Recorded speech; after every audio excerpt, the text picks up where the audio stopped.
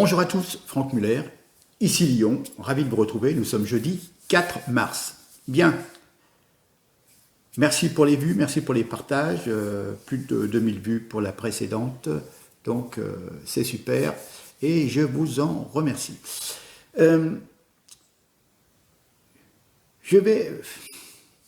Macron a encore perdu une occasion de remuer sa langue, cette fois dans la bouche, avant de parler. Bien, avez-vous remarqué, quand Macron veut faire diversion, quand le président n'a plus rien à dire, quand il devient impératif de nous faire oublier son incompétence, eh bien il ressort les vieux dossiers et il parle de la guerre d'Algérie. Autant dire qu'il en parle très souvent. Battre sa coupe sur le dos de la France pour complaire à l'électorat d'origine algérienne, voire immigré en général, il ose tout. Puisqu'il tient à faire le bilan, il pourrait nous évoquer des pieds noirs ébouillantés dans des marmites, torturés, égorgés, émasculés par les héros du FLN, des femmes violées, des femmes enceintes éventrées. Mais là, j'arrêterai avec l'horreur. Macron drague l'électorat musulman. Donc nous avons encore un énième exercice de repentance et d'autoflagellation. Le président a reconnu, au nom de la France, que le militant FLN Ali Boumjedal, au cœur de la bataille d'Alger, fut arrêté par l'armée française, placé au secret, torturé, puis assassiné le 23 mars 1957. Donc sa veuve, d'ailleurs, c'est toujours très très bizarre, sa veuve, la veuve du responsable FLN, aujourd'hui décédé, habitait à Puteaux. Donc nombre, c'est ça qui quelque part m'horripile.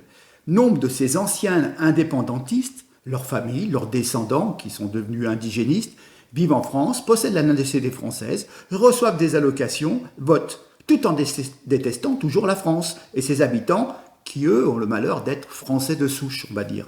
N'est-ce pas, Camélia Jordana, n'est-ce pas, Ouria Boutelja. Voilà. La France est devenue la carpette du monde entier avec Macron et cela ne risque pas de changer. Voilà. Donc, suivant ce fameux rapport d'Emmanuel Macron, le rapport, je parle du rapport Stora, donc Emmanuel Macron fait la marionnette et répète tout ce que Benjamin Stora, lui dit dans le rapport. Voilà. Donc il promet que ce geste en direction de l'Algérie n'est pas un geste isolé. Ce travail sera prolongé et approfondi au cours des prochains mois afin que nous puissions avancer vers l'apaisement et la réconciliation. Ah ben alors, va parler d'apaisement dans les banlieues qui sont à feu à sang. Je crois depuis 3 jours, il y a des banlieues qui sont... Bon, on n'en parle pas. Évidemment, lorsqu'il assure qu'aucun crime, aucune atrocité commise par quiconque pendant la guerre d'Algérie ne peut être excusé ni occulté. Voilà.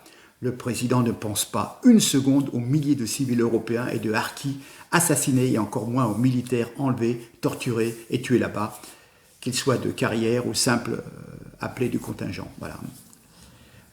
Il y a eu effectivement cette bataille d'Alger, c'était une victoire tactique, c'est la réponse de l'armée française aux attentats aveugles et meurtriers du FLN et ses actions de guérilla urbaine initiées en 1956. Voilà. Mais hélas, les historiens marxistes, la gauche collaboratrice, les médias collabos ne retiennent que les méthodes des militaires français. Les terroristes algériens remportent donc une victoire stratégique. Voilà. Mais aux morts européens, dont des enfants pulvérisés par les bombes du FLN, ils y étaient pour rien, les pauvres. Emmanuel Macron préfère s'apitoyer sur la mort d'un des responsables, dont la famille vit en France. C'est l'un des responsables FLN qui, lui, savait ce qu'il allait faire. Il s'engageait dans une lutte armée, donc il en assumait les risques. Et tout ça pour draguer l'électorat musulman. Voilà. Les élections de 2022 approchent. Les anciens combattants français de la guerre d'Algérie et les pieds noirs disparaissent petit à petit, discrètement, peu à peu, remplacés par la jeunesse nombreuse, bruyante, rancunière et revendicatrice des descendants du FLN, c'est-à-dire les petits-enfants d'Ali Boumjedjel, descendants des poseuses de bombes accueillis à bras ouverts par une France macronienne, soumise et suicidaire. Oui, tout à fait, tout à fait. Donc Emmanuel Macron a reconnu récemment, au nom de la France, que l'avocat et dirigeant nationaliste Ali Boumjedjel avait été torturé, assassiné pendant la guerre d'Algérie en 57, et le meurtre à l'époque avait été maquillé en suicide. Il avait été balancé par la fenêtre, et comme si c'était un suicide. Hein, voilà. Alors, c'est une reconnaissance, c'est un geste d'apaisement recommandé par l'historien Benjamin Storia dans son rapport sur la colonisation et la guerre d'Algérie. Voilà. Hein. Donc, il a reçu, le président de la République, les 4 des petits-enfants d'Ali Boumedjel pour leur dire au nom de la France ce que son épouse, Malika Boumedjel, aurait voulu entendre, qu'il ne s'est pas suicidé, qu'il a été torturé et assassiné. Voilà, hein, bien. Il veut poursuivre le travail engagé depuis plusieurs années pour recueillir des témoignages, encourager le travail des historiens par l'ouverture des archives, etc. Et blablabla, et blablabla. Voilà. Hein.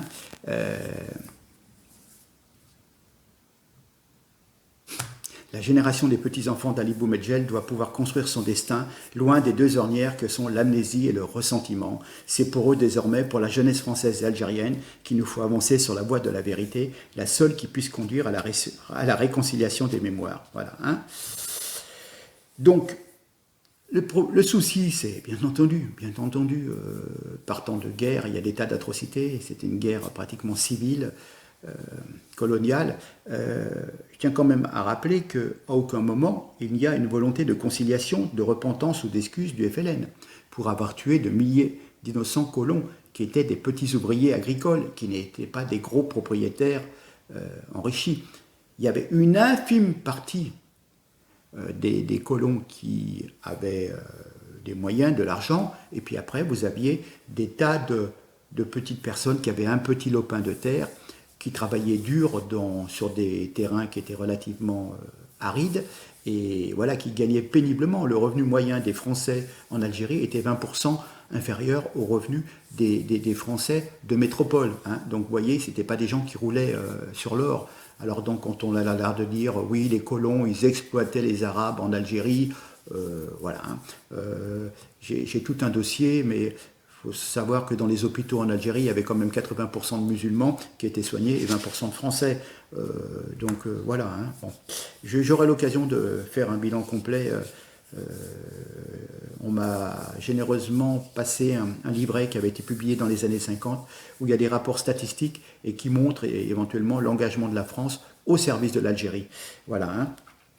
Par contre, moi j'aime bien, moi, oui, les Français, on a tous les torts. Mais et la décennie noire de 91 à 2002, les exactions de l'armée algérienne face au terrorisme et à la barbarie islamiste, quand vous aviez un village de 200-300 personnes qui étaient tous égorgés, et qui parfois étaient dus au GIA, aux méchants barbus islamistes, mais qui parfois étaient dus aussi à l'armée, pour faire porter le chapeau, justement, aux islamistes. Hein. Ah mais ça... Motus, bouche cousue, hein. On va juste regarder quand ça enquiquine la France, parce que c'est toujours, on est toujours la même cible si vous voulez, hein. D'accord, voilà. Donc voilà, donc on peut compter sur Macron pour se soumettre au lobby FLN, toujours, continuer l'islamisation de la France, cracher sur la mémoire des victimes européennes et harkis de la guerre d'Algérie, qui était aussi une guerre de religion, une espèce de djihad. Voilà ce que je peux dire sur ce premier dossier. Je vais venir sur un petit peu, on peut appeler un espèce de lobby pharmaceutique, au détour de tweets et tout. Je suis tombé sur une affaire. Alors je vais vous mettre deux, trois vues, des gens qui gravitent autour de Macron, qui comme par hasard... c'est toute une famille, il y a les 2 enfants, je vais vous passer les vues, les 2 enfants travaillent à l'Élysée, le mari est député En Marche et madame est responsable dans un labo qui vend le nouveau médicament qui vaut 2000 €. Je vous rejoins dans 10 secondes. À tout de suite. Merci.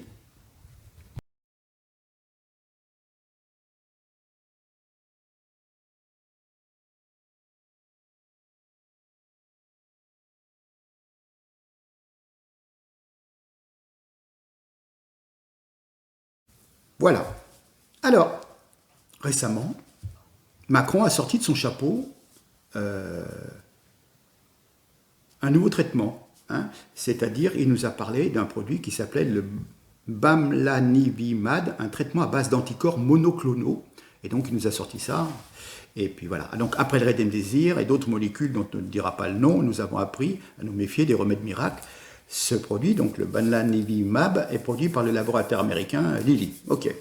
Ce n'est pas un traitement préventif, mais curatif. Il permet d'apporter directement dans l'organisme des anticorps spécifiques pour bloquer la réplication virale. Voilà. Bon.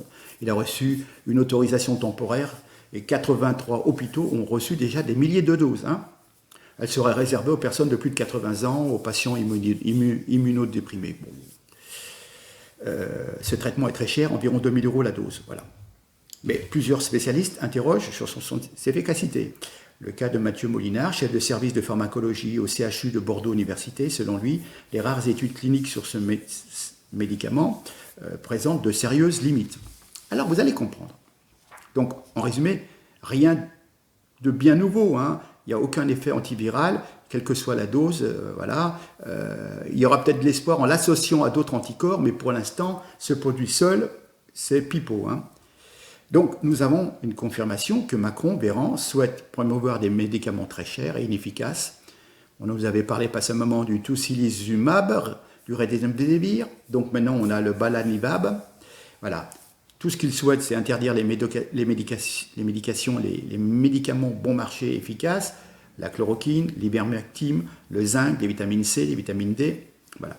Donc, ce qui m'a alerté, c'est que ce médicament miracle, identifié par Macron, qui ne marche pas, est commercialisé par Lilly, dont la directrice des nouveaux produits en France est l'épouse d'un député En Marche et la mère de l'adjoint chef de cabinet et de sa conseillère santé. Voilà. Hein. Nous avons donc monsieur Jean-René Cazeneuve,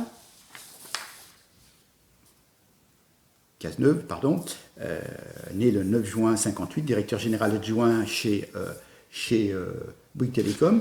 Vous voyez, j'ai sa déclaration d'intérêt, voilà, hein, donc je peux vous dire qu'il avait même touché 711 000 € en 2017 quand il a quitté Bouygues pour être député, voilà. Et donc, évidemment, dans sa déclaration d'intérêt et d'activité, ça s'appelle DIA, on sait en page 3 que son conjoint travaille chez Lilly, laboratoire Lilly France. D'accord, bon. Alors, je vais y venir. Donc, dans la famille Cazeneuve, on demande la mère, et voilà, et on a toute la famille. Hein. Donc, Béatrice Cazeneuve, et donc, ce nom Cazeneuve vous dit quelque chose. Et elle n'est pas parente avec l'ex-premier ministre Bernard Cazeneuve, mais elle est l'épouse du député En Marche du Gers, Jean-René Cazeneuve, est la mère de 2 conseillers proches de l'Élysée et de Matignon. Le premier, Pierre Cazeneuve, est conseiller municipal à Saint-Cloud, cofondateur du parti Allons Enfants et conseiller technique depuis septembre auprès du chef de cabinet de la présidence de la République. La seconde, Marguerite Cazeneuve, a occupé, donc sa frangine, hein, a occupé un poste stratégique pendant la réforme des retraites entre l'Élysée et Matignon en tant que conseillère technique en charge de la protection sociale. Depuis le mois de juillet, elle est chef de pôle santé, solidarité et protection sociale auprès du Premier ministre. Et donc, et alors, Marguerite Cazeneuve est l'épouse d'Aurélien Rousseau, patron de l'Agence régionale de santé d'Île-de-France. Voilà. Et en 2013, elle est passée par le cabinet de conseil en stratégie, le fameux cabinet McKinsey, ceux qui touchent des centaines de millions, a expliqué à l'État français comment, au niveau logistique, disperser les vaccins et les aiguilles qui sont trop courtes ou trop longues, et je m'y perds, tellement c'est absurde, et voilà. Donc, comme par hasard, McKinsey l'exécutif donc, a fait appel à McKinsey au sujet de la campagne de vaccination, et il y avait déjà un accord cadre déjà en 2018, hein, voilà. Donc, certains parlent de complet scandale, ça laisse quand même songeur l'omniprésence de cette famille Cazeneuve, hein, voilà. Hein. Donc, en plus, ce traitement avait obtenu une validation qui est relativement précoce et a bénéficié de commandes massives, alors que même les études cliniques ne sont pas terminées. Et donc, certains ont pensé à des conflits d'intérêts évidents. Hein. Mais on nous assure que Béatrice Cazeneuve, d'une part, qui travaille chez Lilly, ni ses enfants et son mari sont impliqués dans le dossier. Voilà. Hein.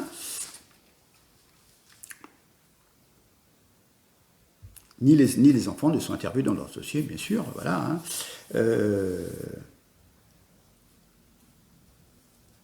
Mais on peut s'apercevoir quand même que la fille, Marguerite Cazeneuve, peut donc piloter la stratégie du cabinet du Premier ministre en rapport avec les vaccins et les tests Covid, tant que le groupe Lilly, là où travaille sa mère, n'intervient pas directement ou indirectement dans ces domaines. Et on nous dit que ce n'est pas le cas, puisque les laboratoires Lilly travaillent sur un anticorps et non pas sur un vaccin. Franchement, la frontière, elle est vraiment minime. Hein. Voilà. Hein. Et puis alors, l'histoire de McKinsey, on dit oui, on était au courant que Marguerite Cazeneuve avait travaillé chez McKinsey, ça a été déclaré en 2017 auprès de la Haute Autorité pour la transparence de la vie publique. Voilà. Mais de toute façon, ils disent, les services du Premier ministre indiquent qu'il n'y a aucun lien de quelque nature que ce soit entre Marguerite Cazeneuve et son ancien employeur, et que Matignon n'a pas de contrat direct avec McKinsey. Mais on vient de nous dire précédemment que depuis 2018, il y a un accord cadre, et que encore au mois de décembre, on en parlait pour la distribution des vaccins et pour la logistique des vaccins. Donc, ils nous disent tout et leur contraire. Vous voyez, donc c'est quand même flou. Voilà. Hein. Alors, il y a une autorisation simplement dite temporaire hein, pour ce médicament qui s'appelle ATUC, autorisation temporaire d'utilisation dite de cohorte. Il s'agit d'une autorisation délivrée sous plusieurs conditions, lorsque ces spécialités pharmaceutiques sont destinées à traiter, prévenir ou diagnostiquer des maladies graves ou rares et qu'il n'existe pas de traitement approprié sur le marché. Et oui, bon. Mais 83 centres hospitaliers ont déjà reçu des milliers de doses. Mais bon, on a une limite, hein, soi-disant des patients âgés de 80 ans, donc ça limite quand même. Hein. Mais les bases scientifiques concernant l'efficacité de ce produit demeurent fragiles. Une étude clinique de phase 2 encadrée est bien en cours, mais rien n'indique pour l'instant que ce médicament constituera une réussite thérapeutique. Voilà. Hein. La Société française de pharmacologie de thérapeutique, SFPT, se montre elle franchement sceptique quant à l'issue des essais après avoir observé des données d'évaluation clinique. Voilà. Cette étude de phase 2 a été correctement conçue et réalisée, mais toutes les études de phase 2, mais comme toutes les études, sa finalité est purement exploratoire et il n'y a pas d'intérêt clinique du traitement évalué. Voilà. Cette étude expose à un risque non contrôlé de recommander à tort un traitement. Voilà. Le bénéfice n'est pas reconnu. Voilà. Bien. Et bon, qu'on nous dit que Pierre Cazeneuve, le fils, travaillant donc au cabinet du président de la République, n'a pas pu jouer un rôle dans cette commande de médicaments de la société de sa maman. Bien sûr qu'on ne va pas nous dire le contraire. Voilà. Mais effectivement, peu de médias, très très peu, en parlent. Bon. Je vais vous remettre une photo et puis je reviens vers vous. Et oui, les honnêtes gens rentrent à 18h, mais les racailles font les émeutes. Troisième nuit d'émeute à Beauvais.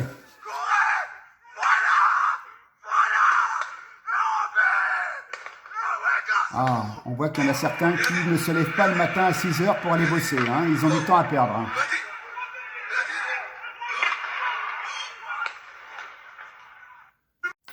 Me revoilà, donc c'est édifiant. C'est édifiant.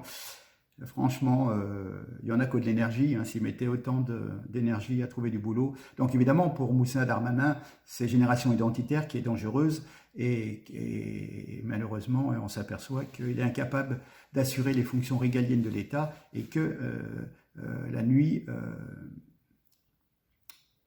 il se passe ce que vous avez pu voir. Alors, un petit point de détail, un train d'humour, je veux une parenthèse. Des journalistes de la chaîne BFM étaient présents dans un restaurant, un établissement à la mode qui se vante de se trouver au carrefour des grands médias. Et il y avait aussi des consultants santé, des cadres de l'assistance publique hôpitaux de Paris et un gradé de la brigade des sapeurs-pompiers. Voilà, ils ont été surpris donc dans un restaurant clandestin à Paris. Voilà. Hein. Donc, ça me fait doucement rigoler les donneurs de leçons qui vont ensuite bouffer. Après vous avoir donné des conseils de rester chez vous, eux, quand ils sortent des studios, ils vont bouffer au restaurant. C'est très très bien, voilà. Bon, vous êtes au courant de cette histoire de ce photographe à Reims qui a été, si vous voulez, agressé. Hein.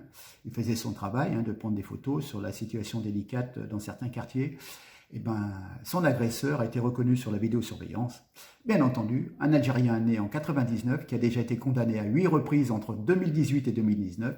Il a été mis en examen du chef de tentative de meurtre aggravé. Le parquet a recueilli son placement en détention provisoire pour éviter tout risque de fuite de cet individu qui a un titre de séjour pour l'Espagne, mais qui vivait depuis 3 ans à Reims. Voilà. Hein. Donc, toujours la même chose. Je veux dire, ce n'est pas stigmatiser une population, c'est stigmatiser une certaine partie qui jette l'opprobre sur toute une communauté. Mais, voilà. Hein. Après, moi, on n'a pas inventé la nationalité de ce monsieur. Hein.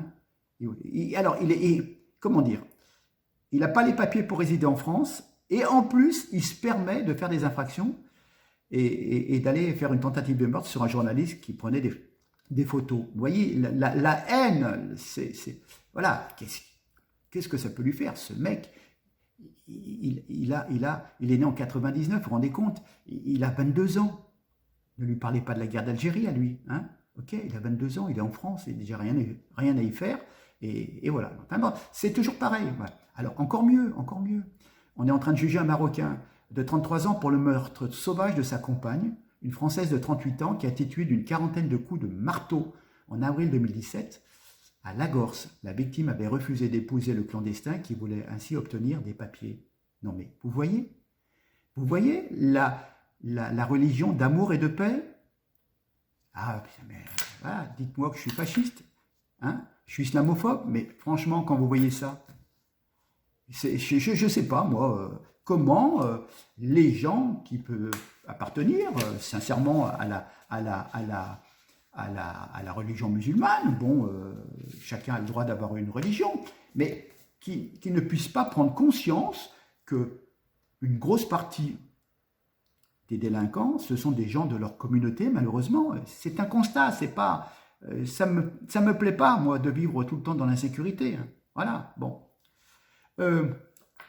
Bon, la candidature de Zemmour. Bon, il y a donc le maire d'Orange, Jacques Bompard, et ben sa permanence, qui n'avait jamais eu de problème depuis des années, hein, et ben la permanence, dans la nuit de dimanche à lundi du 1er mars, vers 4 heures du matin, plusieurs vitres de sa permanence, donc de la Ligue du Sud, ça s'appelle comme ça, avenue Foch, Orange, ont été brisés. Voilà, donc c'est ce que j'écrivais. Soutenir la candidature de Zemmour, cela peut être relativement dangereux. Alors, j'ai également un autre truc qui est assez insultant pour les Français. Il y a une dame, Fatima Kemila. Alors, cette dame, je vais vous dire ce qu'elle dit, et après, je vais vous dire ce qu'elle fait, si vous trouvez normal. Après, chacun, hein, mais moi, je sais pas. Cette dame est doctorante en sciences politiques et enseignée à l'université Paris-Est Créteil. Elle mène des travaux de recherche sur le rapport entre le culte musulman et les institutions publiques françaises. Ces travaux ont donné lieu à de nombreuses publications et communications, la plaçant aujourd'hui comme l'une des spécialistes de l'islam en France. Bon, elle travaille également sur la question de genre, de race et de sexualité. Elle se sert de son parcours pluridisciplinaire pour apporter un éclairage. Ça y est, ça commence. Décolonial, intersectionnel aux questions liées au développement personnel et de la sexualité de la femme. Voilà. Hein. Et donc, cette dame, elle publie une annonce en disant « Vous êtes une femme racisée, arabe, noire, asiatique, latina, et vous souhaiteriez vous réapproprier votre sexualité. En partenariat avec le blog Tant que je serai noire, je vous propose de participer à un atelier de décolonisation sexuelle, déséducation, rééducation, le samedi 6 mars de 14h à 16h. Donc, voilà, partage de stratégies pour réapproprier votre corps et vos sexualités. Les places sont limitées, sont à 10 € et voilà, ça vise à permettre aux femmes noires d'avoir un espace safe où penser leur rapport au corps et à la maternité, exclusivement réservé aux femmes racisées. C'est-à-dire que nous sommes en France, nous sommes chez nous depuis des siècles, bon, par des apports de populations qui, venant de certaines migrations, se sont installées au fur et à mesure. Bon, nous avons des ancêtres qui sont nés hors du sol, qui se veulent donc patriotes français intransigeants. Nous avons accueilli, depuis les années 70, des millions d'étrangers venant des pays africains. On leur a donné tout ce qu'on a pu. Des appartements, des allocations, ils avaient les mêmes droits que les Français sans jamais avoir cotisé. Donc on leur a offert quelque part le fruit du travail de 50 générations de nos ancêtres. Quand eux, souvent des populations un petit peu nomades et tout, se livraient plutôt au djihad au monde entier pour le piller, et ils remontaient jusqu'à Poitiers. Hein. Et nous, on a ouvert nos portes pour leur donner du travail et des allocations. Hein. Et bien, au lieu d'être reconnaissants, vous avez vu avec Beauvais, ce sont toujours des harcèlements de quartier. Et en plus, ils occupent au maximum le sol de France et nous en excluent. C'est-à-dire que cette sociologue, ou je ne sais trop quoi, prétend interdire aux blanches une réunion et de la réserver aux personnes de couleur. Mais si moi, je fais une réunion publique avec un prix d'entrée et je mets que c'est réservé uniquement aux blancs, mais je vais avoir toutes les associations qui vont dire « Mais M. Muller, c'est un méchant raciste, il fait des réunions réservées uniquement aux blancs. » Mais elle fait des réunions réservées qu'aux noirs, aux femmes racisées, donc un petit peu de couleur. Eh bien, c'est normal. C'est ça que je ne comprends pas. Vous n'avez que le mot à la bouche de raciste, mais en fin de compte, vous êtes raciste anti-blanc. C'est tout, ce sont les faits. Donc, nous sommes en France, nous sommes relativement chez nous. Cette dame, Fatima, comment elle s'appelle, de dame Fatima Kemilat, alors je ne sais pas depuis combien d'années elle est en France, elle a pu faire, si vous voulez, toutes ses études de sociologie grâce à l'éducation nationale française payée avec les impôts, des connards de Français qui payent encore des impôts parce que eux, dans leur communauté, ils n'en payent pas beaucoup parce que malheureusement, avec 4 ou 5 gamins, on ne paye pas beaucoup d'impôts. Hein, voilà. Et puis, on ne travaille pas beaucoup, donc on est au RMI, au RSA, etc. Puis on ne trouve pas de travail. Voilà, donc c'est trop facile, quoi. Cette dame, elle a fait des études pour avoir son doctorat, tant mieux. C'est la preuve donc qu'on peut s'en sortir en France et que la France n'est pas raciste parce qu'elle a eu son diplôme, hein, grâce certainement à des bourses d'études, etc. Tant mieux, je la félicite, c'est très très bien. Au contraire, plus il y aura de personnes qui obtiennent des qualifications très importantes, c'est très très bien. Après, moi je m'en fous de la couleur des personnes, si les personnes sont compétentes.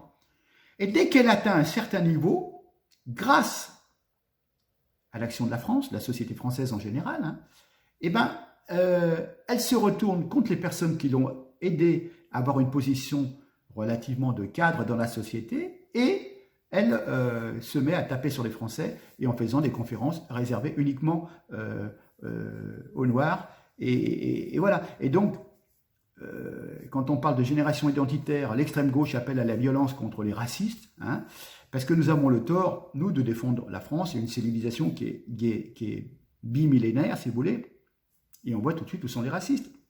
Donc vous voyez qu'il y a de plus en plus de violence et qu'il faut être très très très très vigilant. De plus en plus, c'est inacceptable. Nous sommes en France, vous êtes français, citoyens français, défendez vos droits. Ne vous laissez pas marcher sur les pieds comme ça de plus en plus par des tas d'associations du genre Traoré et compagnie. D'ailleurs, Traoré a été condamné à 4 000 € d'amende pour avoir dénoncé les fameux flics qui... je vais vous retrouver exactement le terme exact. Ah oui, voilà. Je vais vous dire tout de suite. Voilà. Assa Traoré condamné pour atteinte à la présomption d'innocence de 3 gendarmes. Voilà, hein. Elle les avait accusés d'avoir tué son frère, donc c'est pas des... Voilà, alors elle accuse, du coup après dans les banlieues ils ont foutu le feu et tout, et en fin de compte ses propos sont relativement atteintes à la présomption d'innocence. Hein. Voilà. Donc, ah oui, puis alors j'ai publié quelque chose qui est très très intéressant, qui a déjà fait 1000 partages sur Facebook. Je terminerai par là par un trait d'humour, mais quelque part ça reflète un peu toute la trame, en fin de compte, de cette modeste vidéo. Macron nous a dit assouplissement des restrictions dans 4 à 6 semaines. Partons sur 6 semaines. Attal en a reparlé, le porte-parole en a reparlé, en parlant de mi-avril. Oui, réfléchissez bien. Le 12 avril, comme par hasard, c'est le début du Ramadan. Donc, est-ce qu'on peut dire qu'il y a, comment dire, un aveu d'impuissance de l'État à faire respecter les couvre-feux, le confinement, et ils se disent, on serre la vis jusqu'au début du Ramadan, et après on sait très bien que cette communauté a du mal à obéir. Et puis alors dans cette période, si vous voulez, où les personnes se réunissent le soir en famille pour partager un repas, pour rompre le jeûne, hein, eh ben, comment voulez-vous, si les gens se réunissent ensemble pour rompre le jeûne, leur dire de rester chez eux à partir de 18h? Donc, quelque part, le gouvernement français se soumet à la religion musulmane et s'accommode donc du début du Ramadan pour faire cesser le couvre-feu et le confinement. On verra. Mais de but en blanc, on vous dit 6 semaines. Mi-avril. Ah oui, mi-avril. Je regarde, 12 avril, début du Ramadan. D'accord. Voilà, donc j'ai mon truc, je fais un petit truc. Et j'ai mis le partage sur Facebook. Bon, pour l'instant. Donc je suis pas censuré par Facebook. Voilà, sur ce, écoutez, je prends les choses avec philosophie, avec humour, sans haine. Mais je mets les choses sous vos yeux, je veux dire, voilà. Hein, le FLN, le machin, le truc, mais il faut arrêter avec ça, il faut arrêter. Il faut regarder l'avenir et pas le passé. Ou alors si on regarde le passé, on regarde tout, des deux côtés. Hein. Parce que le gouvernement algérien dans les années 90, les années noires, ce qui a fait qu'il y a encore eu plus d'Algériens qui ont quitté leur pays parce qu'ils ne se sentaient pas en sécurité. Moi qui discute avec des Algériens, me disaient, mais parfois quand je partais en vacances l'été, les militaires me faisaient garer et il était hors de question de prendre certaines routes de nuit parce qu'il y avait là c'était des intégristes du GIA ou d'autres mouvements qui se déguisaient en policiers, qui vous arrêtaient et qui vous mitraillaient ou qui vous égorgeaient au bord de la route. Hein. Tellement il y avait de l'insécurité dans les années 90 en Algérie. Et là, ce n'était pas les Français qui tuaient des Algériens. C'était des Algériens entre eux, soit des militaires, soit des intégristes. Hein, voilà, des barbus. Donc vous voyez, alors c'est bien gentil de revenir aux années 60, lorsque surtout il y a eu beaucoup d'atrocités commises contre des civils aussi. Et voilà, donc s'il vous plaît, ça me... Et alors en plus, l'éducation nationale qui en rajoute une couche en racontant n'importe quoi. Et enfin bon, ça me... C'est bon, je vais arrêter là, c'est pas la peine. Et puis, bon, je salue toutes les personnes de bonne volonté qui ont eu la gentillesse de m'écouter. Et je vous dis à très bientôt, mais moi je suis très très vigilant et je n'aime pas qu'on me raconte des histoires. Voilà, hein, voilà. Bon, vous avez vu que des médicaments à 2000 balles, ça se vend facilement quand on a le fiston et sa fille à l'Élysée et le papa qui est député En Marche. Voilà, c'est bizarre quand même, t'as toute une famille. Bref, allez, je suis mauvais langue, je sais. Il n'y a absolument pas de conflit d'intérêt. Allez, et les poules ont des dents. Allez, sur ce, je vous embrasse, je vous salue. Et à très bientôt. Merci d'avoir partagé cet instant avec moi. À très bientôt. Au revoir.